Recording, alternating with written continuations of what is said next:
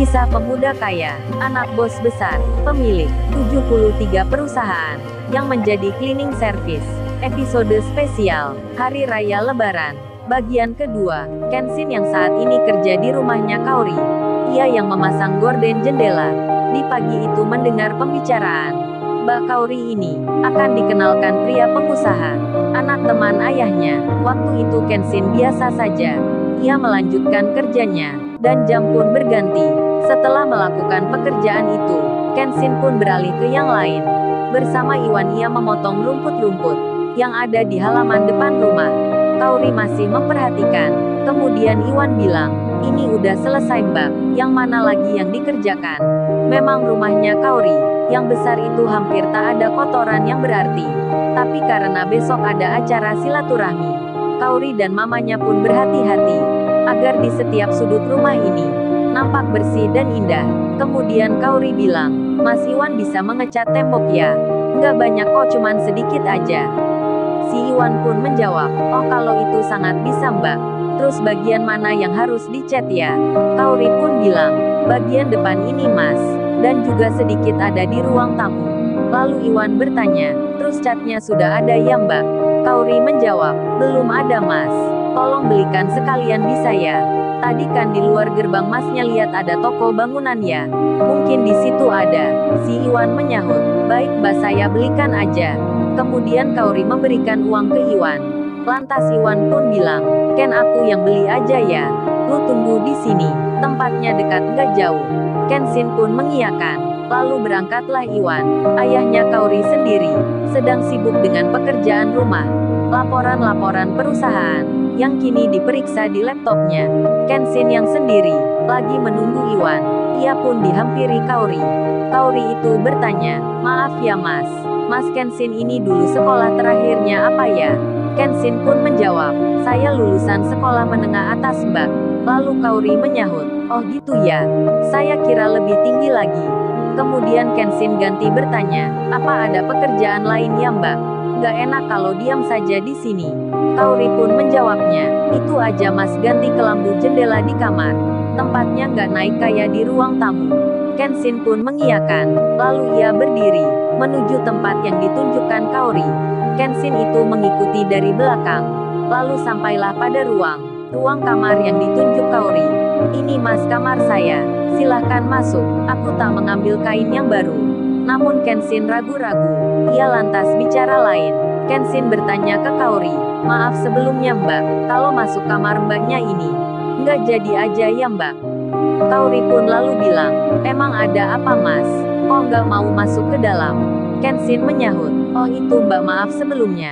Kalau ngerjakan di situ, di kamar Mbaknya, nggak ada orang ketiga. Kurang berkenan Mbak, lebih baik saya di luar aja. Atau nunggu teman saya dulu." Di saat itu mamanya Kaori mendengarnya. Kemudian mamanya itu mendekati. "Ini Masnya masuk aja. Ada mama di sini, yang menemani dan melihat. Di kamar sebelah juga ada ayahnya Kaori. Jadi Mas Kenshin ini nggak perlu khawatir. Bisa tenang mengerjakan. Nggak merasa kurang berkenan." Kaori akhirnya mengerti.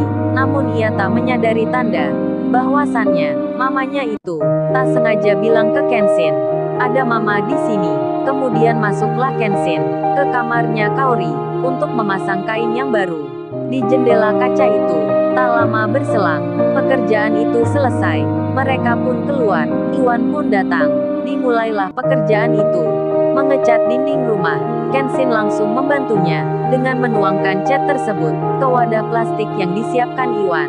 Namun ada yang aneh, cara mencampurnya Kenshin. Mengaduknya, serasa nggak bisa. Sampai-sampai bajunya terkena noda cat itu. Begitu pula tangannya. Kemudian Iwan pun bilang, Bro, lu kok seperti baru pertama gitu bro, memegang cat ini." Kenshin dengan polos menjawabnya, "Iya Wan, dari dulu nggak pernah megang sendiri. Hanya melihat pegawai aja yang sedang renovasi rumah." Kaori mendengarnya. Kebetulan saat itu ia keluar. Melihat Kenshin yang nampak belepotan tangannya, Kaori pun lalu bilang, "Mas Kenshin, baiknya jangan pegang cat lagi. Entar malah kena bajunya semua." Kaori sambil tersenyum bilang gitu. Maklum, Kenshin memang tak pernah mengecat sendiri. Karena di rumah tinggalnya, yang bak istana, apa-apa dikerjakan orang. Hingga Iwan yang melanjutkan, Kenshin hanya diam memandang. Sampai waktu berganti, sore kini telah tiba, matahari sudah nampak memerah. Kenshin dan Iwan pun akan izin pulang. Namun mamanya Kaori melarang. Jangan pulang dulu mas, berbuka saja di sini. Kan mama udah bilang dari tadi. Lagian mama udah masak banyak. Entar siapa yang habisin? Pembantu semua pada pulang. Kaori pun demikian. Ia juga bilang, iya mas Iwan, kan waktunya sebentar lagi. Sekali-kali buka di sini. Karena permintaan itu, Iwan pun mau tak mau. Tak bisa menolaknya. Kenshin pun juga sama, dan mereka pun menunggu di depan. Duduk di kursi. Tak lama berselang, azan maghrib berkumandang. Kenshin dan Iwan disuruh masuk. Dipersilahkan duduk di meja makan. Ayahnya Kaori pun datang, menempati kursi di meja yang sama. Duduknya berdekatan dengan istrinya. Kenshin sendiri yang bersama Iwan. Kini dipersilahkan untuk makan. Namun mereka masih malu-malu. Hingga Kaori yang datang dari dapur, mengambilkan piring di meja, diberikan ke masing-masing orang. Sembari Kaori bicara, ayo mas Iwan, ayo mas Kenshin. Silahkan dimakan, diambil lauk pauknya. Kaori kemudian duduk di kursi yang ada di sebelahnya Kenshin. Jadinya mamanya pun memandang putrinya secara tak langsung. Duduk bersama pria di meja makan keluarga. Ayahnya pun demikian. Beliau yang bermaksud menjodohkan Kaori dengan seorang pengusaha, anak teman relasi bisnisnya, kini malah melihat hal lain. Kaori yang berdekatan dengan seorang cleaning service. Ayahnya pun lalu melihat Kenshin seperti nampak lain. Namun saat itu beliau tak bisa mengira, tak bisa membayangkan apa yang ada di pikirnya. Hingga acara berbuka itu selesai, Kenshin dan Iwan pun pamit pulang. Namun mereka mendapat pesan agar hari raya esok untuk datang lagi ke sini. Karena mamanya Kaori masih butuh bantuan, dikarenakan akan banyak tamu yang datang. Kenshin dan Iwan pun mengiyakan. Nanti di hari raya itu akan datang kembali ke rumah ini. Dan malam pun tiba. Kenshin dan Iwan beristirahat. Kaori pun demikian. Sampai datanglah pagi. Hari yang dinanti telah tiba. Kenshin saat itu menyempatkan pulang. Ia bicara ke Iwan mengenai hal itu. Nanti akan datang menyusulnya di jam 9 pagi. Si Iwan pun mengerti, meskipun ia tak mengetahui kemanakah Kenshin. Dan berangkatlah Iwan sendiri. Ia menuju ke rumah yang kemarin. Tak lama kemudian, si Iwan pun tiba. Lalu ia ditanya oleh Kaori. Loh, Mas Kenshin gak datang ya? Si Iwan pun menjawab, entar mbak, katanya jam 9. Kenshin masih ada keperluan bentar. Oh iya kalau gitu, tolong ya mas bantu persiapkan meja-meja. Si Iwan mengiyakan. Segera ia melaksanakan. Dan waktu pun berjalan. Menit berganti menit. Para tamu mulai berdatangan. Mobil-mobil sudah nampak di luar. Iwan pun turut mengatur parkirnya. Yang di situ semua banyak pengusaha. Dan tentu saja ada Renaldi, seorang pemuda yang akan dikenalkan Kaori. Lelaki itu pun masuk bersama ayahnya.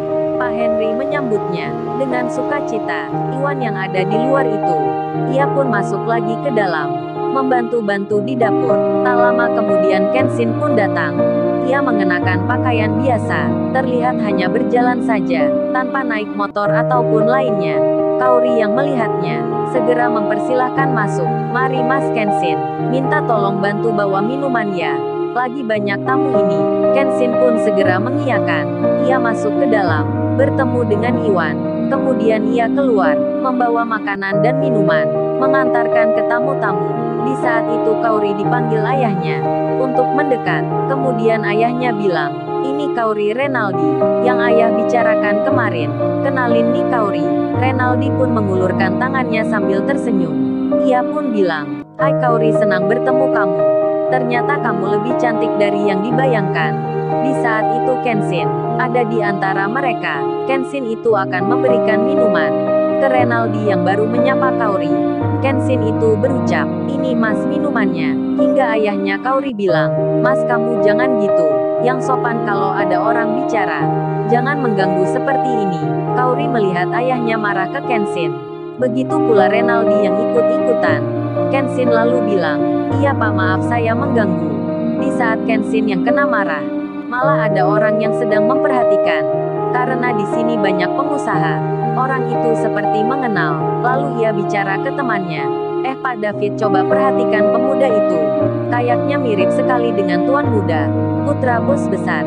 Tapi kok di sini, bantu-bantu mengantar minuman. Pak David yang melihatnya, langsung saja merasa yakin. Lalu mengajak temannya, untuk menghampiri Kenshin. Dan di tengah banyak orang. Saat Kaori bicara dengan Renaldi, ayahnya dan mamanya yang mendampingi.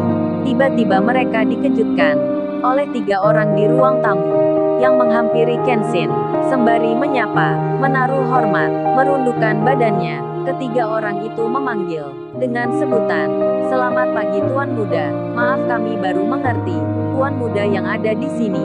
Kaori melihatnya, mendengarnya, begitu pula ayah dan mamanya. Lalu, bagaimana kisah selanjutnya?